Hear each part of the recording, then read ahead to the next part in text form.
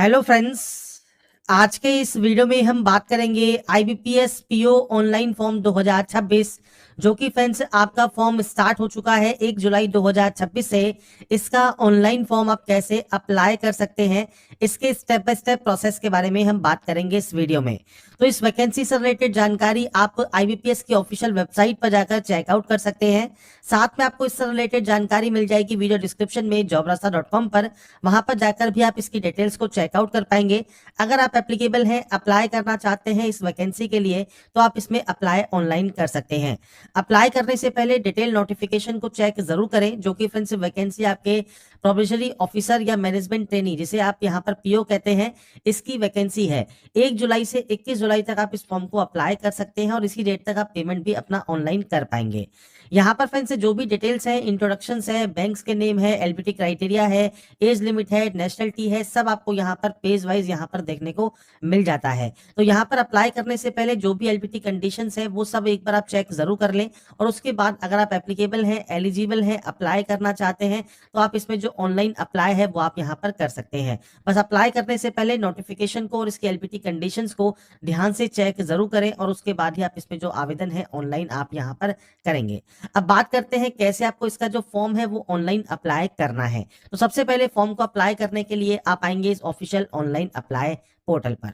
इस पोर्टल पर आने के बाद फ्रेंड्स यहाँ पर सबसे पहले रजिस्ट्रेशन टैब है, रजिस्ट्रेशन टैब पर क्लिक कीजिए, जिससे आपका रजिस्ट्रेशन पेज ओपन हो जाएगा। कुछ बेसिक जानकारी यहाँ पर फिल करना है। सबसे पहले यहाँ पर आप एंटर करेंगे आपका नाम, तो आपको फर्स्ट नेम यहाँ पर देना जरूरी है। आप यहाँ पर अपने नाम को कंफर्म करेंगे। नाम यहाँ पर कंफर्म करने के बाद आपको मिडिल नेम एंटर करना है। अगर आपका मिडिल नेम है, लास्ट नेम है, आप यहाँ पर एंटर कर सकते हैं। बाकी फर्स्ट नेम यहाँ पर एंटर करना आपका मैंडेटरी रहेगा। तो ये फ्रेंड्स जो ऑप्शन है वो फ्रेंड्स आपका यहाँ पर देखिए वर्किंग में नहीं है, तो आपको यहाँ पर कुछ भी करने की जरूरत नहीं होगी। यहाँ पर आपको आपका नाम देखने को मिल जाएगा, जो भी फर्स्ट नेम, मिडिल नेम या लास्ट नेम आपने एंटर किया है वो आप यहाँ चेकआउट कर सकते हैं। इसके बाद अगर आपने अपनी कंपनी अपना नाम चेंज किया है, तो आप यहाँ पर आपका जो नया नाम है वो आप यहाँ पर प्रोवाइड कर सकते हैं। और यहाँ पर फ्रेंड्स अब आपको कंफर्म करना होगा कि आपका जो अपडेट नाम है वो डीओबी प्रूफ में है या नहीं है, और गैजेट नोटिफिकेशन में है या नहीं है, वो जानकारी आपको प्रोवाइड करनी होगी। नहीं नाम चेंज किया है, सिंपली नो कर दीजिए। इसके बाद आपका मोबाइल नंबर आपको एंटर करना है। अब ये जो मोबाइल नंबर है वो आपका है, पेरेंट्स का है, वो जानकारी आपको प्रोवाइड करनी है। आपकी active and valid mail ID आप यहाँ एंटर कीजिए। यहाँ पर आप डोमेन सेलेक्ट कर लीजिए, और जो कंफर्म वाला ऑप्शन है यहाँ पर विद डोमेन आपको आपकी मेल आईडी देनी है, मतलब मेल आईडी और ये जो डोमेन आपने यहाँ सेलेक्ट किया होगा, इसके साथ आपको आपकी जो मेल आईडी है वो कंफर्म करनी है। इस कैप्चा कोड को एंटर करना है और सेव एंड नेक्स्ट कर देना है। सेव एंड नेक्स्ट करने के बाद फ्रेंड्स अब आपका जो नेक्स्ट ऑप्शन आता है वो आता है वेरिफिकेशन का। अब यहाँ पर आपको वेरिफिकेशन करना है, तो आपका जो मोबाइल नंबर है, मेल आईडी है, इसको फ्रेंड्स आपको यहाँ पर ओटीपी के साथ वेरीफाई करना होगा। सबसे पहले फ्रेंड्स आप इस कैप्चा कोड को यहाँ पर फिल करेंगे, सेंड ओटीपी वाले ऑप्शन पर क्लिक करेंगे, आपके मोबाइल नंबर पर एक ओटीपी आएगी, वो आपको वेरीफाई करनी होगी। ऐसे ही मेल आईडी को भी आपको सेंड ओटीपी पर क्लिक करना है, आपके जो ईमेल एड्रेस है उसे भी आपको वेरीफाई करना है। तो अपना mobile number and mail address आप यहाँ पर ओटीपी के माध्यम से वेरीफाई कर लेंगे। इसके बाद ही आपका जो नेक्स्ट स्टेप है, जो कि है फोटोग्राफ एंड सिग्नेचर का, वो आपका यहाँ पर ओपन होगा। इसके बाद फ्रेंड्स आपका देखिए जो रजिस्ट्रेशन प्रोसेस है वो यहाँ पर कंप्लीट हो जाता है। रजिस्ट्रेशन प्रोसेस कंप्लीट होने के बाद अब आपको यहाँ पर फोटोग्राफ एंड सिग्नेचर अपलोड करना है। तो सबसे पहले गाइडलाइंस आप यहाँ पर चेकआउट कर सकते हैं। आपके फोटोग्राफ के लिए जो साइज है वो आपको यहाँ दिया गया है। फोटोग्राफ जो आपको कैप्चर करनी है उसके लिए आपको क्या करना चाहिए, क्या नहीं करना चाहिए, वो जानकारी आपको यहाँ पर देखने को मिल जाती है। साथ में फोटो गाइडलाइंस आपको दी गई हैं, तो इनवैलिड एग्जाम्पल्स आपको यहाँ पर देखने को मिल जाते हैं। अब वैलिड बात करते हैं, तो इस तरह की फोटो जो है वो आपकी वैलिड मानी जाएगी। और यहाँ पर आपको टिप्स भी यहाँ पर दिए गए हैं, किस तरह की आपकी फोटो आप जब अपलोड करते हैं तो यहाँ पर आपको क्या टिप्स फॉलो करनी है। तो इस तरह की फोटो आपको यहाँ पर अपलोड करनी होगी। ब्राउज पर क्लिक करने के बाद नीचे आपको यहाँ पर आपका जो लाइव फोटो है वो आपको अपलोड करना है। अब इसके दो ऑप्शन है अपलोड करने के।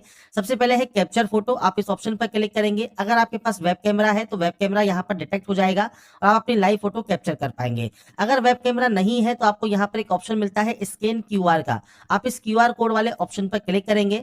आपका जो ये क्यूआर कोड है जो आपको यहाँ शो होगा, इसे आप अपने मोबाइल से स्कैन करेंगे। मोबाइल से स्कैन करने के बाद कुछ इस तरह का इंटरफेस आपके सामने आएगा। यहाँ पर देखिए एक ऑप्शन है कैप्चर फोटो का, आप इस ऑप्शन पर क्लिक करेंगे। इस ऑप्शन पर क्लिक करने के बाद आपका फ्रेंड्स यहाँ पर देखिए जो वेब कैमरा है ये ओपन हो जाएगा और वेब कैमरा यहाँ पर ओपन होने के बाद आप अपनी जो लाइव फोटो है वो आप यहाँ पर कैप्चर कर सकते हैं।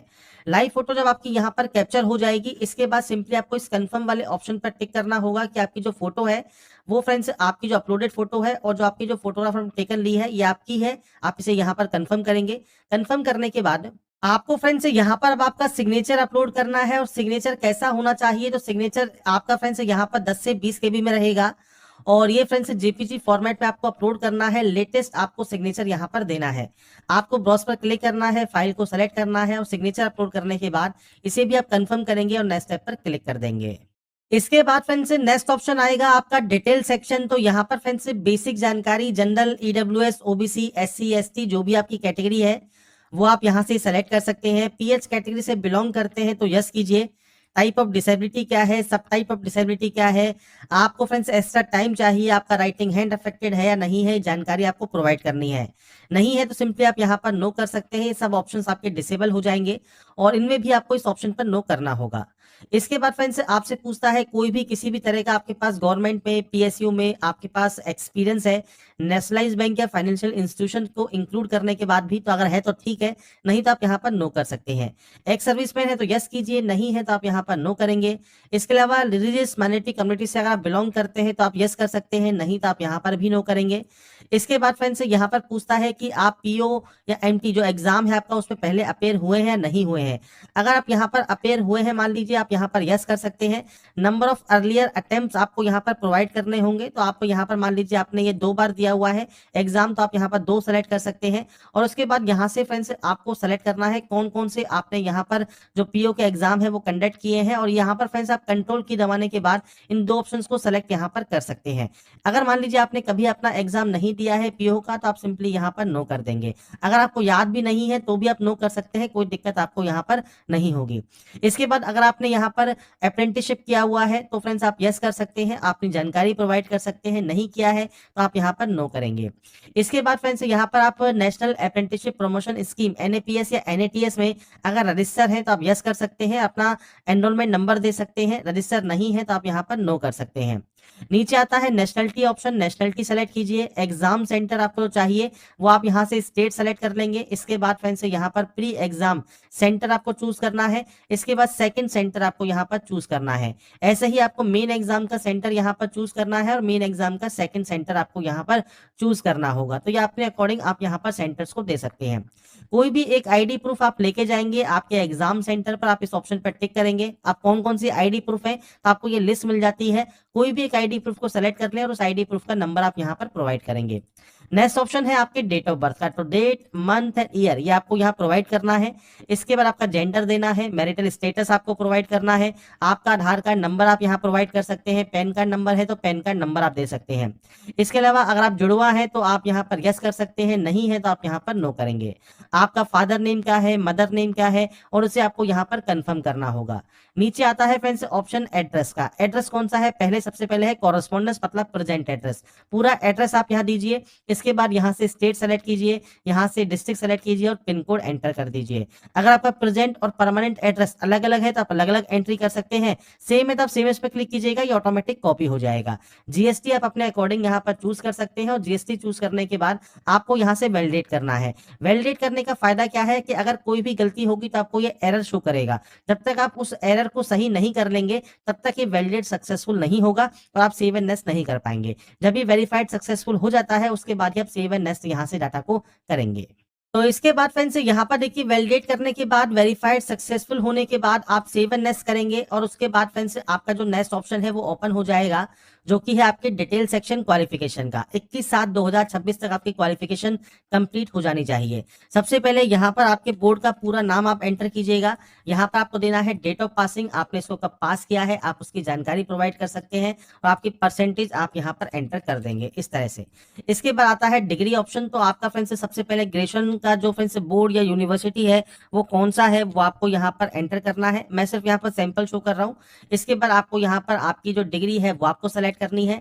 स्पेशलाइजेशन आपकी इनमें से कौन सी है वो आपको सेलेक्ट करना है। डेट ऑफ पासिंग क्या है वो आप यहाँ प्रोवाइड कर सकते हैं। तो मैं सिर्फ यहाँ पर सैंपल शो कर रहा हूँ, आपके अकॉर्डिंग आपकी एक्चुअल डाटा आपको देनी है और आपकी परसेंटेज कितनी है वो आपको देना होगा। पीजी डिग्री पास आउट है तो आप पीजी डिग्री दे सकते हैं, प्रोफेशनल क्वालिफिकेशन है तो वो भी दे सकते हैं। आपका फ्रेंड्स वर्किंग नॉलेज क्या है, ऑपरेटिंग क्या है कंप्यूटर सिस्टम में, वो आप जानकारी प्रोवाइड कर सकते हैं। सर्टिफिकेट आपके पास कंप्यूटर ऑपरेशन या कंप्यूटर लैंग्वेज में, या डिप्लोमा है या डिग्री है, या आपने एज ए सब्जेक्ट पढ़ा है कंप्यूटर या आईटी, वो आप सेलेक्ट करेंगे। अगर आपके पास किसी भी तरह का कोई वर्क एक्सपीरियंस है तो वो आप प्रोवाइड कर सकते हैं, नहीं है तो आप सिंपली यहाँ पर नो करेंगे। नीचे आता है फ्रेंड्स यहाँ पर प्री एग्जाम ट्रेनिंग। अगर आप ये लेना चाहते हैं तो आप यहाँ पर यस कर सकते हैं। आपके खिलाफ कोई केस वगैरह है या नहीं है वो जानकारी आपको देनी है। इसके बाद आता है लैंग्वेज नोन। तो आप कौन कौन सी लैंग्वेज जानते हैं जो कि आप पढ़ सकते हैं, बोल सकते हैं, लिख सकते हैं, वो आपको देना है। अगर आप मल्टीपल लैंग्वेज जानते हैं तो आप मल्टीपल लैंग्वेज को भी रीड, राइट और स्पीक करेंगे। यहाँ से इस डाटा को वैलिडेट करेंगे। वैलिडेट होने के बाद फ्रेंड्स आपको यहाँ पर सेव एंड नेक्स्ट कर देना है। सेव एंड नेक्स्ट करने के बाद आता है फ्रेंड्स यहाँ पर आपका जो फ्रेंड्स जो सिलेक्शन है आपके पोस्ट प्रेफरेंस का या आपके बैंक प्रेफरेंस का, वो आपको देना है। अब यहाँ पर नंबर ऑफ जो वैकेंसीज है वो आप नोटिफिकेशन में चेक कर सकते हैं किस बैंक को आपको सबसे पहले यहाँ पर प्रेफरेंस देना है। तो नंबर ऑफ वैकेंसीज आपको यहाँ पर मिल जाती हैं आपके फ्रेंड्स नोटिफिकेशन में, जो कि फ्रेंड्स यहाँ पर पेज नंबर 36 पर आपको मिलती है। तो आप यहाँ पर वैकेंसीज चेक कर सकते हैं।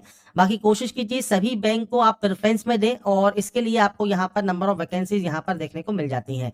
आपको सिंपली बैंक पर क्लिक करना है। आप अपने अकॉर्डिंग जो भी प्रेफरेंस यहाँ पर देना चाहें वो दे सकते हैं। मैं सिर्फ आपको सैंपल शो कर रहा हूँ, आपके अकॉर्डिंग आपको यहाँ पर प्रेफरेंस देनी है और कोशिश कीजिए सभी बैंक को आप यहाँ पर प्रेफरेंस दें। इसके बाद ही ये डाटा यहाँ पर वैलिडेट होगी। वैलिडेट होने के बाद आपको सेव एंड नेक्स्ट करना है। सेव एंड नेक्स्ट करने के बाद आता है आपको यहाँ पर आपका प्रीव्यू सेक्शन। प्रीव्यू सेक्शन को चेक कर लें। अगर आपको लगता है कोई गलती हो गई है तो आप बैक जाकर उस गलती को एडिट कर सकते हैं, नहीं तो आप यहाँ से आई एग्री करेंगे। अब ये दो ऑप्शंस क्या है कि आपका जो नाम है आपके एप्लीकेशन फॉर्म के साथ मैच कर रहा है, आप इस ऑप्शन पर टिक करेंगे। मैच नहीं कर रहा है तो आप एक एक्स्ट्रा डॉक्यूमेंट्री प्रूफ लेके जाएंगे अपने एग्जाम सेंटर पर। मैच करना जरूरी है तो मैच करने वाले ऑप्शन पर आप टिक कर दीजिए और कंप्लीट रजिस्ट्रेशन आप यहाँ पर कर सकते हैं। इसके बाद फ्रेंड्स आता है यहाँ पर डॉक्यूमेंट अपलोड ऑप्शन। तो यहाँ पर लेथम इंप्रेशन आपको सबसे पहले अपलोड करना है, डिक्लेरेशन अपलोड करना है, 10th का मार्कशीट सर्टिफिकेट आप पीडीएफ फॉर्मेट में अपलोड कर सकते हैं। इसके लिए फ्रेंड्स आपको यहाँ पर देखिए गाइडलाइंस भी दी गई हैं। तो सबसे पहले लेथम इंप्रेशन है 20 से 50 केबी में ये अपलोड होगा व्हाइट पेपर पर, ब्लू या आपके ब्लैक इंक से आप इसे कर सकते हैं। इसके बाद डिक्लेरेशन होगा जो कि 50 से 100 केबी में रहेगा। डिक्लेरेशन में क्या लिखना होता है, आई, उसके अपना नाम, हियर बाय डिक्लेयर से लेकर रिक्वायर्ड तक आपकी सेल्फ हैंड राइटिंग में आप ये लिखेंगे। ऐसे ही आपका जो डॉक्यूमेंट्स है ये आपको पीडीएफ में अपलोड करना है और इसका जो साइज है वो 500 केबी से कम होना चाहिए। आपको ब्राउज पर क्लिक करना है। उसके बाद फ्रेंड्स फाइल को सेलेक्ट करना है और यहाँ पर अपलोड कर देना है। ऐसे ही डिक्लेरेशन आपको अपलोड करना है। मैं सिर्फ आपको एक सैंपल शो कर रहा हूँ। आई के बाद अपना नाम लिखिए, हियर बाय डिक्लेयर से रिक्वायर्ड तक आपकी सेल्फ हैंड राइटिंग में लिखिए और उसके बाद यहाँ पर अपलोड कर दीजिए। 10th का जो सर्टिफिकेट आपको यहाँ पर रिक्वायर्ड है ये पीडीएफ में है। ये ध्यान रखिएगा, अगर आपके पास जेपीजी फॉर्मेट में है तो आप गूगल पर जाइए और गूगल पर लिखिए जेपीजी टू पीडीएफ। आपको मल्टीपल ऑनलाइन सॉफ्टवेयर मिल जाएंगे जेपीजी से पीडीएफ में कन्वर्ट करने के। उसके बाद आप यहाँ पर इसे अपलोड कर सकते हैं। इसके बाद फ्रेंड्स यहाँ पर आप इसे कंफर्म करेंगे। कंफर्म करने के बाद अगर आप डिजी लॉकर से डाटा को फैच करना चाहते हैं तो यस कर सकते हैं, नहीं चाहते हैं तो आप सिंपली यहाँ पर नो कर सकते हैं। इसके बाद आपको यहाँ पर ये कैप्चा कोड जो दिया गया है, ये कैप्चा कोड आपको यहाँ पर एंटर करना है और कैप्चा कोड यहाँ पर एंटर करने के बाद आपको सिंपली सेव एंड नेक्स्ट वाले ऑप्शन पर क्लिक कर देना है।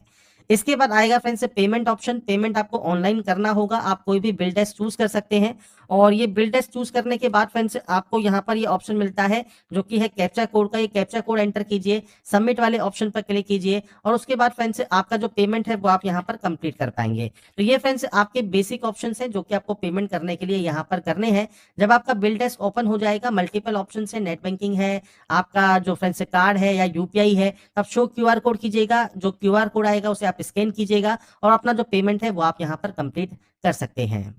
पेमेंट कंप्लीट होने के बाद फ्रेंड्स आपको देखिए रिडायरेक्ट कर दिया जाएगा इसके होम पेज पर। यहाँ पर लॉगिन का ऑप्शन है, यहाँ पर रजिस्ट्रेशन नंबर एंड पासवर्ड डालकर आप लॉगिन करेंगे। आपका एप्लीकेशन फॉर्म का जो प्रिंट आउट है वो आप सेव या डाउनलोड करके अपने पास रख लेंगे। तो यहाँ पर देखिए जो प्रोसेस है आईबीपीएस पीओ के ऑनलाइन फॉर्म को अप्लाई करने की, ये आपकी कंप्लीट हो जाती है। अगर आपको हमारा ये वीडियो या अपडेट पसंद आया है तो लाइक सब्सक्राइब जरूर कीजिए। आपकी जानकारी के लिए ऐसे ही बने रहिए हमारे साथ। मुझ पे कर गया